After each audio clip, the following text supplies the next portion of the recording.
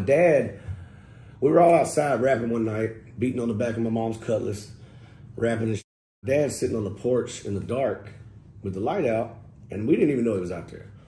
And of course, I laid out one of my written verses, and I shut everybody down. I come inside to grab me something to drink, and my dad's on the porch. So I'm like, oh, she kind of spooked me because I didn't know he was up there. He was like, nice, sounds good. I was like, oh, what you doing out here? He was like, was that you? I was like, yeah, that was me. He was like, so when all your black buddies went, oh, did they like that? I was like, yes, they loved it, Dad. That's what they meant. He was like, oh, that's dope. He goes, I get my income tax check back here in like 3 weeks. If I gave you $1,500, could you make a demo with it? I was like, fuck yeah, I could, man. Of course. He was like, I want receipts. I want everything back. I want to see where you spent everything and make sure you're doing it right. So sure enough, I went to this little distribution company around the corner that is no longer there no more. I want to say it was DNW Distribution or whatever. And they had it where it was like a one-stop pop. Like you go in there and they had a graphic dude do the artwork. They ramped, they produced everything, distributed it to me, gave me back a box full, like 1,000 cassettes and like 10 CDs. Because back in the day, CDs were expensive. Yeah, they were like 20-something bucks a piece. Yeah, it was 20-something bucks a piece. And like we had I want to say we had 6 of those. I gave my dad one, and then I held on to the other 5 in case we ran into somebody that needed to hear it. And so that ended up being, I ended up putting all that money into the Shelby Forest Click's second cassette. So I funded the whole thing. And you were on that whole project? Yeah, I was on the whole project. Yeah. It was like 16 songs. I think I was on like 13 out of 16 songs. And, of course, I brought Dad back all the receipts. I ended up bringing Dad back receipts in like 72 cents and change. And he goes, this is going to be good. He was like, I think this is going to be good. I like the music. I think this could help you out. So literally, we were slanging them out in school. We were selling them out of lockers. They were selling them around the hood because they had a car time. I barely was riding around.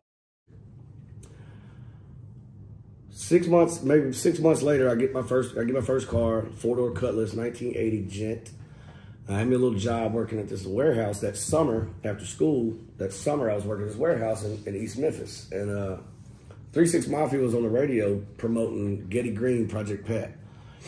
And they were talking about they're looking for new artists. Anybody that sees them in the city, don't be afraid to walk up, hand them a CD or some music.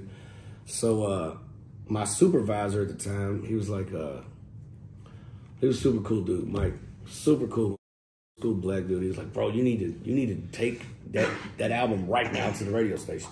I was like, man, look, dude, you're just my supervisor. You're not my boss. Like, I need this job. And like, I literally just stayed at work, didn't think nothing about it. Let somebody else get it. Well, little did I know, the rest of the guys in the group were at the radio station waiting on 3 6 Mafia to come out. And Paul and Juicy walked out, gave them the album.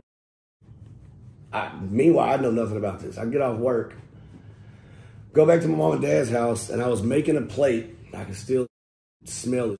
Spaghetti with a chef salad. I remember it like it was yesterday.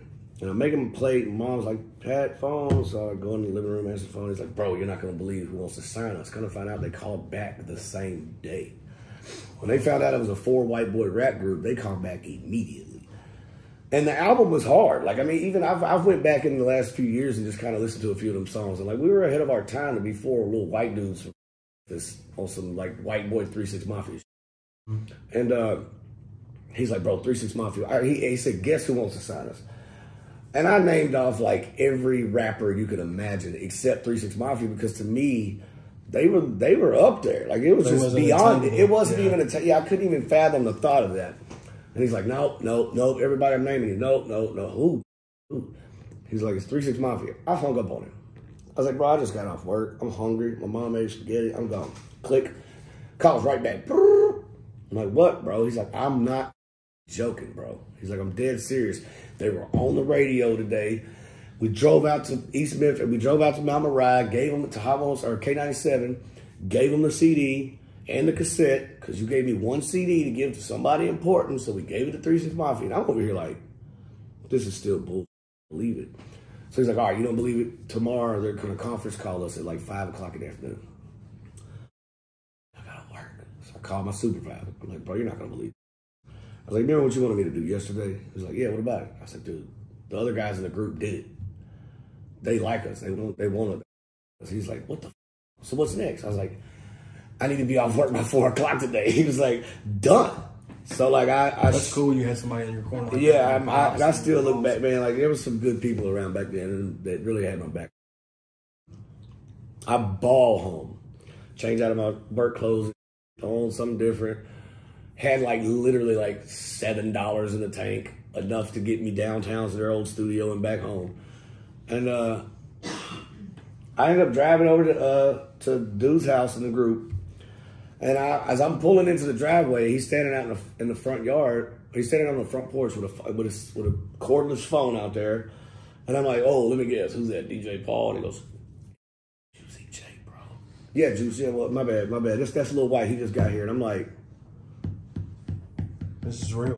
It really happening? Yeah, you think you're being punked? Yeah, I thought, yeah, way before Punked ever came out. Yeah, for sure. So we sit down in the living room. He goes in, puts the phone down, turns it on speakerphone, and sure enough, it's Juicy J's voice. I know that voice from anywhere. And I'm just like, what the f? They're all freaking out, they're all tripping and shit. So like the next day, we go down to 36 Studios, and I'm just blown away that we even got this opportunity. They go down there first, because I had to work the next day. I had to work till 5. We had to be there at 5. It so happens I went back through, I just happened to be looking at the call log on my mom's caller ID, and it said Hypnotize Mind Studio. So they tried to call my phone first because my mom and dad's phone number was on the back of the cassette for booking and that. Yeah. So like I was like, that's how long ago it was. Our parents' number was on the back of it. Which he was a little older than me. He had his own phone, his own crib. So like I look at the number, and these dudes ain't none of these are answering the phone now. Everybody has cell phones, but ain't nobody answering the phone. So here I am, done put all this money up, did all this. God's answered, and the clouds opened, and these motherfuckers left me. Now, I don't know where the studio's at. And I remembered seeing Hypnotize Minds on our these. I said, I'll just go for it. Called up Hypnotize Mind Studio. And I remembered 527-3277. I still remember because it was in Yellow Pages back in the day. Because it was a legit business or whatever. So I knew that was the right number. Because I tried to call it 100,000 times. You know what I'm saying? Like, hey, the project back there. Click. Shut the fuck up. So they actually answered because they had a call ID 2 back in the, of course, everybody did. So it said Dean Lanshaw, my dad's name. And rest in peace, Dean. So Pancho Villa answers the phone. 36 Studio, I was like, actually answered, fuck. Hey, is Paul or Juicy around? This is Lil Wyte. I'm supposed to be meeting you guys tonight. He goes, yeah, Lil Wyte, where you at, man? Here, let you talk to Juice. Or let's talk to Paul. Paul got on the phone. What's up, Lil Wyte? Your boys are already here. Where you at? I said, yeah, I know. I can't get a hold of none of these motherfuckers. About our house and everything, everybody gone. He said, yeah, they've been here for like 20 minutes.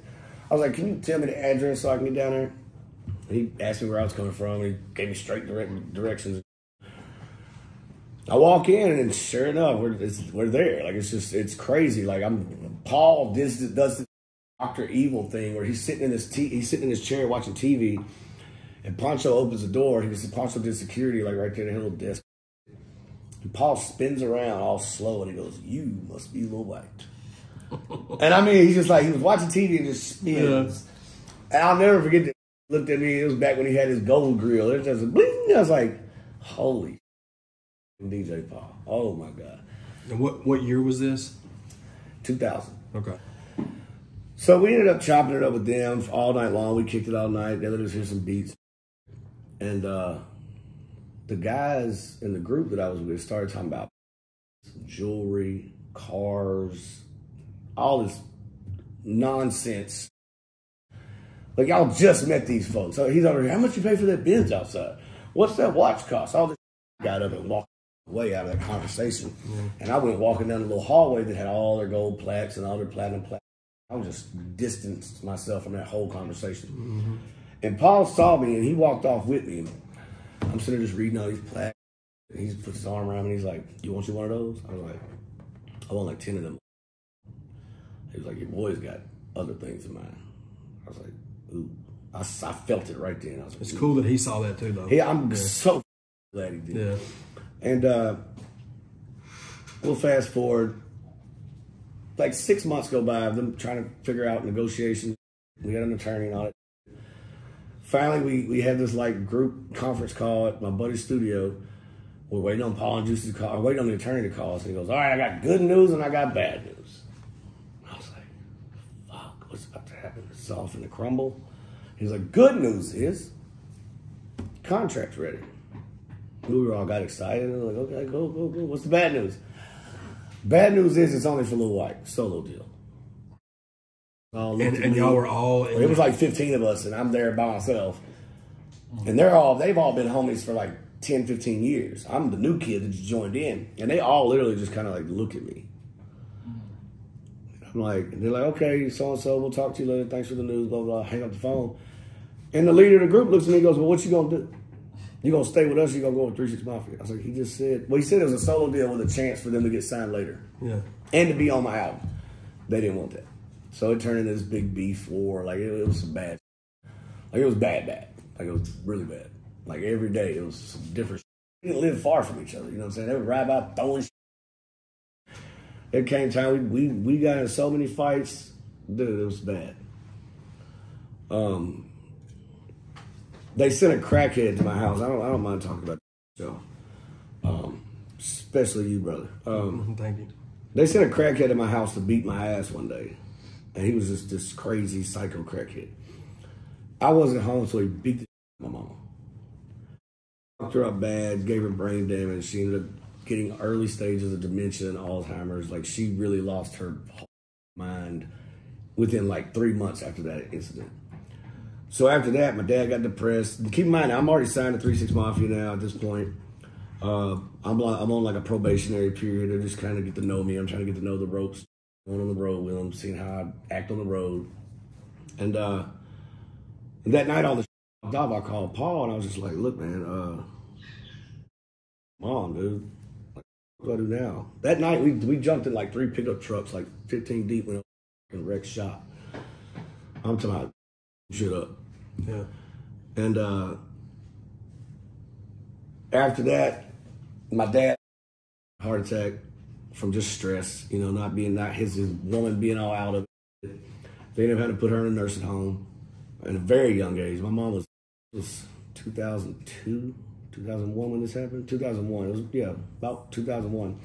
Because I ended up signing September 13th. It was like literally like not even a week ago. September 13th, 2001 is when I signed. And yeah, it was just crazy for like a minute. And then once, you know, everything started popping off, you know, they kind of backed off. A couple of them went to jail. They kind of disappeared for a while. One of them went to jail for murder for like 11 years, and it was over, you know. And then, like, after that, now it's game time. It's go time.